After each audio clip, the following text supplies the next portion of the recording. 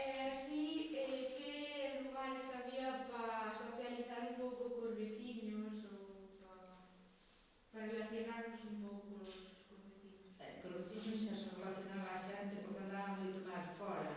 Iban para vacas, todos máis ou menos tiñan as fincas todos xuntos, iban a fazer os traballos máis ou menos todos xuntos, non era como agora que non ves ao veciño toda a mes.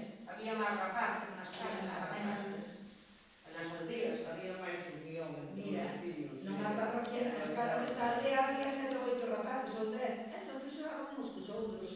A xente víase todos os días diante das horas. Agora vas comer na aldea de Rimafones Campos e dicían, antes víase todo o mundo, porque todo o mundo estaba facendo cousas fora, todos os veciños. Entón, só dicía que non se xa moito máis. Facían tareas en conxunto, uns cos outros, e todo. Ibas á escola xuntos andando, entón xa madre mía, ibas ás festas xuntos tamén. E despois cousas que se tareas que se facían, ibas moito á iglesia antes. Nos éramos rapaces aí, iba todo o mundo á misa. Serían todos os domingos todos, que ali, antes da misa e despois se xuntaban para falar uns cos outros. E tiñeños o catecismo, e se non ibas, anotabache falta.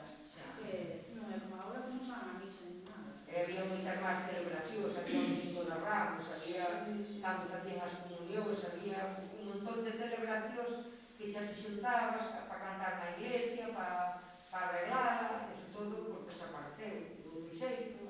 Bueno, tiñes que, dentro da familia, pois, xuntabas cos vecinos para facer cousas.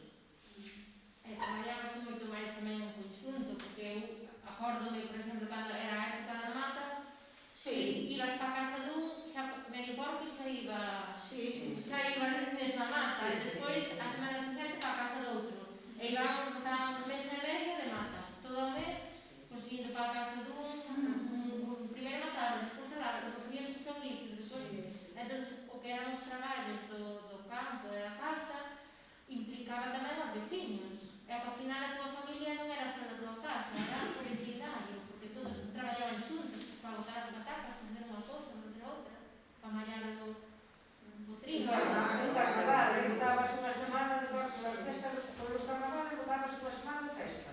Cada día que ibas a comer a casa dun. Nese sentido, perdemos moito, porque íbamos de comilonas de festas todos os días, casi todo. Na época das matas, despois enganchamos os carnavales e pois a festa do rabo, todo iso. E agora todo eso, antes a familia xuntábase moito máis, e cada vez non se vían todo ano, sin embargo, o día das festas xuntábanse e socializaban moito máis, e incluso quedaban dun día para outro na casa delas. Dormían nesa casa, por estar eran máis lexos ou por fora dormían. Facías unhas festatas cando marchaban maiores. Unha vez foi verificando. Nós, por exemplo, na casa de meus abuelos, en Figueira, nós éramos 3. Bueno, éramos moitos primos, xa primos irmáns. Cando estudaron as vellas de aquí, claro, marchaban todos á festa porque os nenos había que deixarlos na casa, deixábamos na casa, supuestamente dormindo, pero que nunha habitación estábamos todos dormindo xuntos. Bueno, dormindo, eso. Entonces, pasábamos toda a noite sin dormir, festa rachada, vamos. Pois xa non hai tampouco tanta xente nova, nin tantas familia como había antes, que eu son eu sola, pero xuntábamos todos moitísimo máis, pasábamos moi ben. Pero antes as festas, por festeiros, porque meus cuñados estaban en Coruña, non hai tantos anos, e viñen xa festas e que tiñan de víspora. E ala, todos a dormir. E tiñas que amarrar e tirar o colchón no chão e por ali. E a nosa habitación, eu digo agora por mí, cantas veces lle deixamos, nós fomos dormir ao sitio, ali un colchón no chão de calquera maneira. Viñan todos a dormir á casa. Agora non. Nós dormíamos todos xuntos. Éramos, a ver, tampouco non que nos leváramos moito, pero Estábamos de cerca, estábamos... sí, e amigos, o sea, non era só a familia, Viñamos amigos, primos, primos dous, amigos estábamos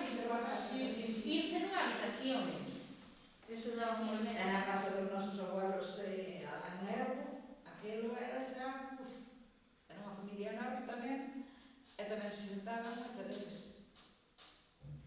Pero xa botabas o que dicías, que Durmías. botabas xa o día anterior, botabas Sí. O día anterior se tiñan a festa, aquilo xa era... Ese se xuntaban moita xente, sí. Que traballo pillabas? Solamente para facer as camas e todo eso, E eso non era claro.